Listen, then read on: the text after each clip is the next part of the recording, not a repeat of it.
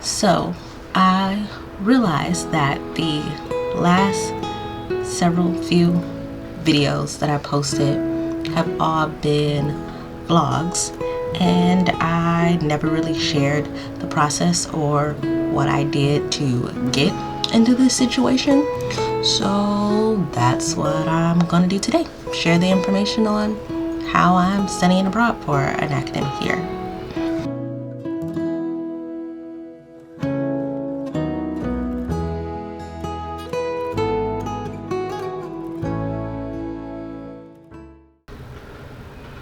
Hi, bienvenido.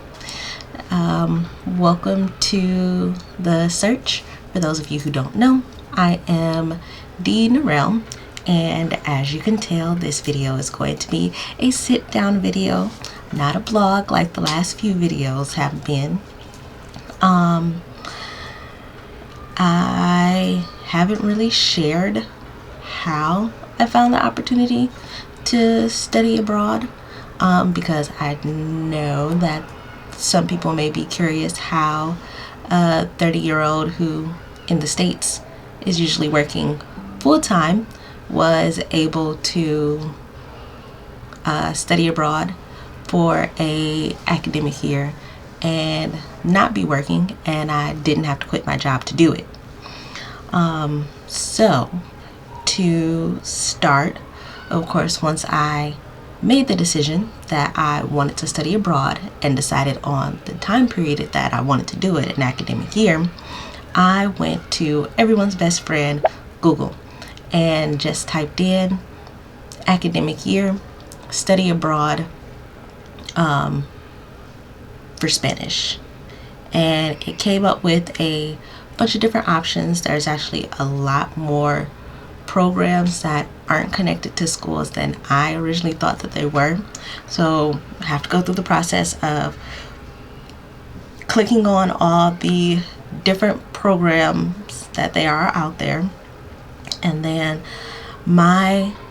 how I narrowed it down was, once I had all of the tabs open, I narrowed it down based on location, which honestly location didn't matter to me as long as it was a Spanish speaking country. And then one of the biggest things for me was the living arrangements. A lot of programs, of course, do homestays, because homestays are definitely better in regards to wanting to learn Spanish and pick up the language, because usually who you're living with, they don't know English, all they know is Spanish, so you're forced to practice it every day. But me, with my dietary restrictions, I needed access to being able to cook in homestays. Whoever you're staying with cooks for you, and you don't really have free access to the kitchen to cook wherever you want it. So for me, I first went through the housing that they offered to see if they had non-homestays, and then crossed things off from my list and narrowed it down more. Also, cost was something that I looked at. So of course, when I was narrowing it down based on where I wanted to live, I also narrowed it down based on a reasonable budget for myself. Everybody's is different. But the housing thing is what really helped me narrow it down the most. Once I did housing, it was then I went based on GPA, because if you're studying abroad and you plan on going to school, they do care about your GPA. So I went based on that. The semester right before I started looking into and applying for study abroad programs was not the greatest semester for me, so my GPA dropped a little bit, which also did limit the options that I have. But of course, if you have a higher GPA, you'll have more options to look through and sort through in regards to which program you want to go through. So for me personally, once I found the programs that had a GPA that I was able to fit into, that my GPA worked with, and the housing, that literally for me personally, narrowed it down to two main options, which the one that I decided to go through, the program is called API, and so those are the screenshots that I'm going to be showing. The website is apiabroad.com, and once you go to the website, the first place you'll of course want to go is find programs. And with the program finder, it gives you a few different options so that you can narrow down what it is that you want to do. The options that you can choose: the program type, which they offer gap year abroad, high school summer abroad, intern abroad, study abroad, and virtual. They have all the different types of study from A to Z. You can go through and choose the country that you're most interested in, the city in that country, or if you don't want to choose a country, then you can choose the city if you don't know what country, and vice versa. The session, which they have academic year, calendar year, fall, quarter, short term, spring, and summer. And then they have other options that you can choose from more, which is like the cost, or if it's LGBTQIA plus friendly. And then once you go through and do your filtering, then of course they give you a list of the different places that you can study abroad, and then it's like a little synopsis about when it's offered, which semester, like spring, fall, academic year, or so on. And it gives you a mini little synopsis about what the price would be, which depends on how long you're staying there, of course. You can click on any of these to get more information on them. I'm just clicking on this one as an example, and it'll like show you what's required of you, how many credits you would have to take while you're doing it, where you would be studying. It lets you know when the programs start and to apply and request information. It has all the information such as what you can expect for pre-departure and re-entry. Lets you know what your application requirements are, and then it also has the deadlines for you as well. And then you can click on the information and read the different synopses and stuff. It lets you know the different people that you would be working with while you are here. And then you can also go through and look through the classes and stuff, because since I was studying abroad, I wanted to make sure that any classes that I took while I am in Spain would transfer back to my degree in the States.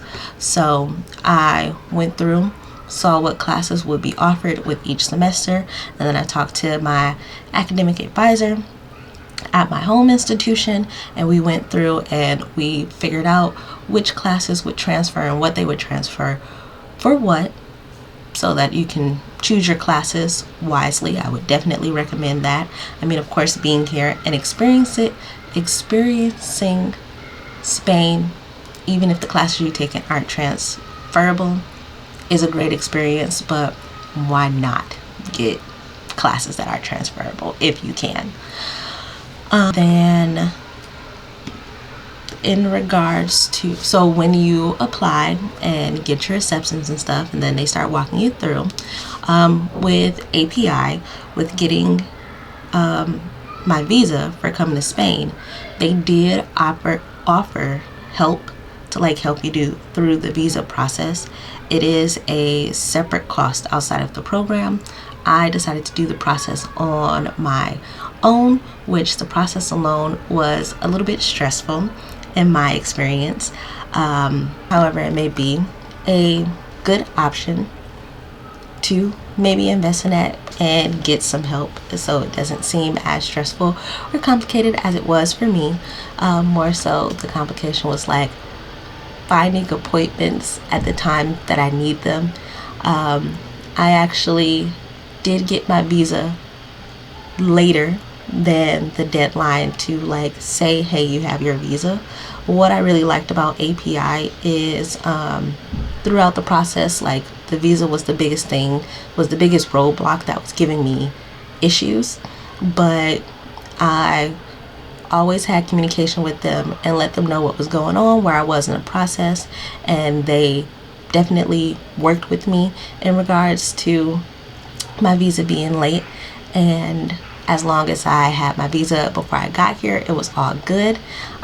There's actually somebody that was here in the program who they came and they didn't have their visa, and they were here for about a couple of weeks, and then they went back home to grab their visa. But the biggest thing that I would say in a situation like that, if you do decide to use API program, or most likely with any program, is to have open communication, because even though sometimes they say that there's no extensions or anything like that, if you find the right person to talk to, they can work with you, because some things are out of your hand. If there's no open appointments, there's no open appointments, but you're looking every day and you're working towards it. So they can usually work with you as long as you have it by whatever the extension is that you guys find. With the housing with API, they did offer several options. They of course had the homestays. They had like apartments that you could have, and then they had like student hotels. Homestays are of course with a family or individual that lives here, that has an open room, and sometimes it'll just be you and them, or it'll be you and somebody else. The apartments are of course like apartments that they are able to rent out on our behalf, which in the apartments I do believe you have roommates as well. And then what I am in is one of the student hotels. It's like a floor here, a whole floor, and everybody on my floor is an API student. I have my own bedroom with an en-suite bathroom, so I don't have to share my personal space with anybody.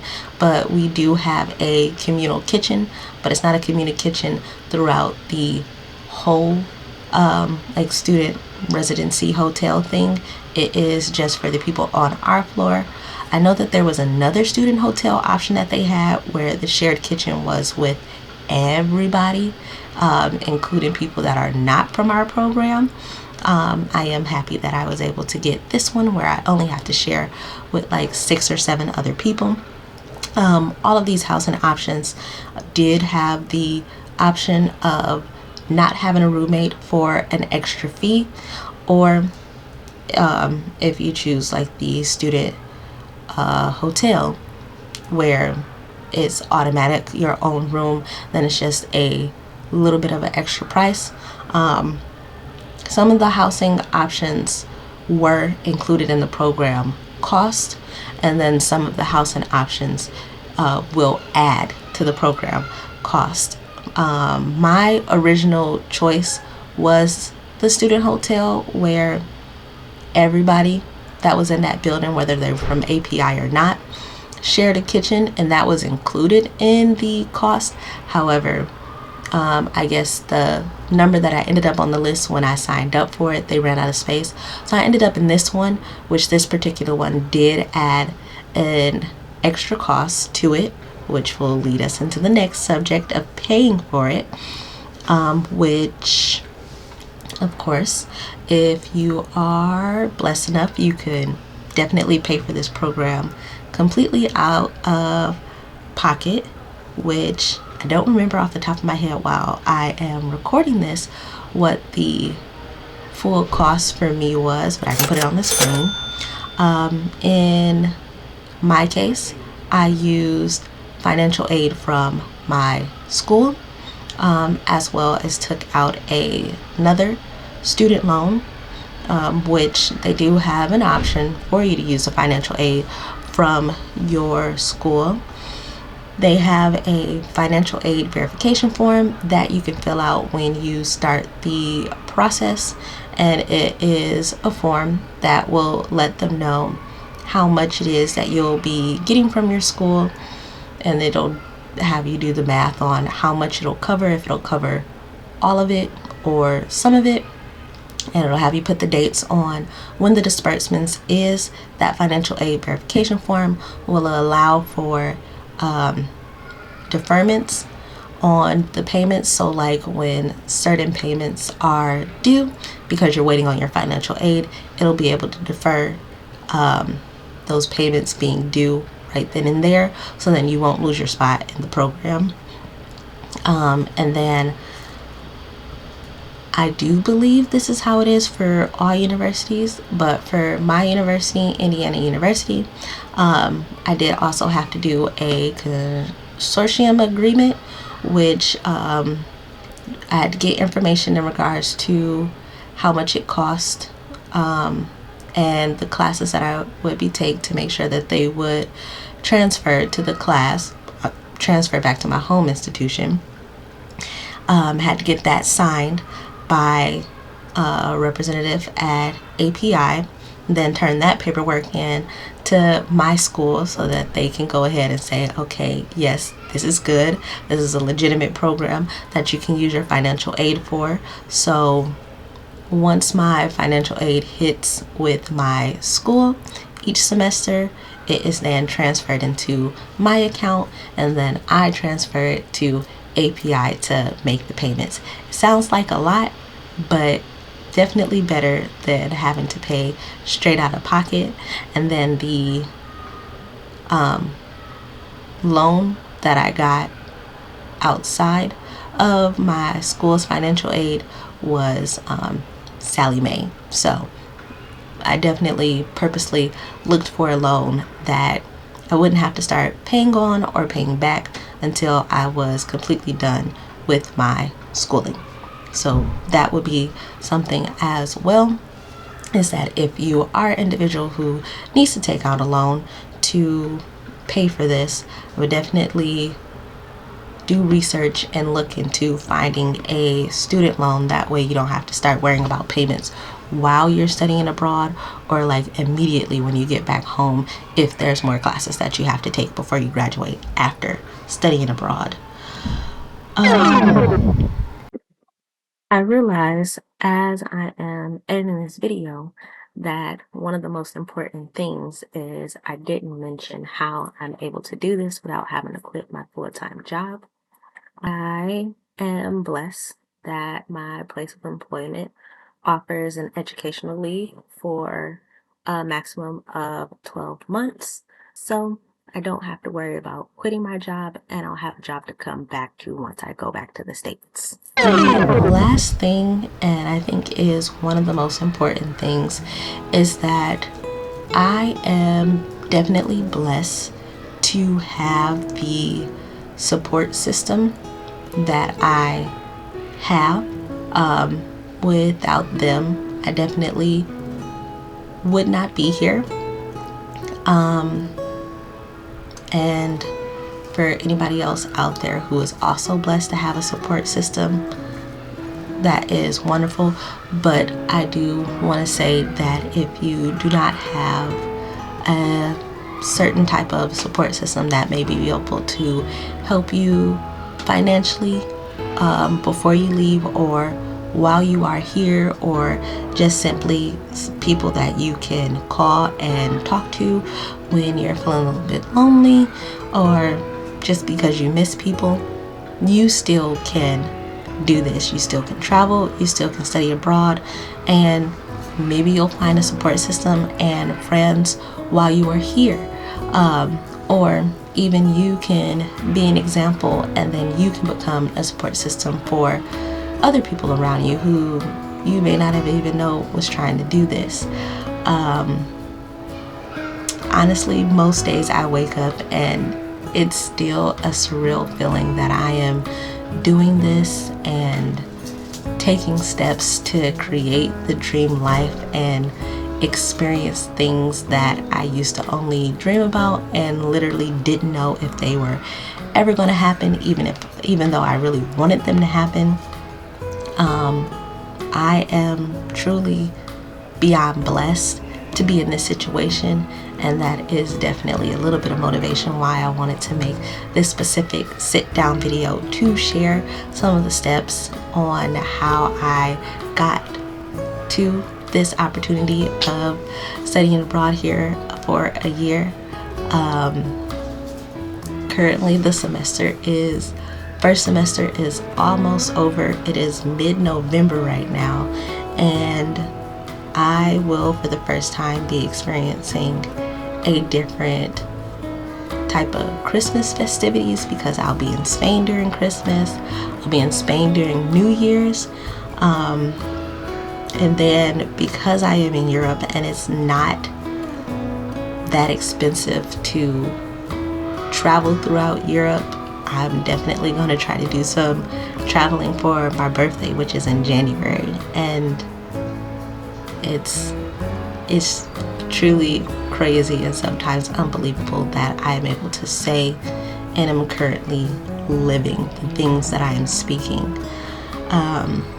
So with that, I'm going to go ahead and end the video. I hope that this information was helpful for anybody out there who would like to do something like this, and let's continue to figure out this life thing together. Bye.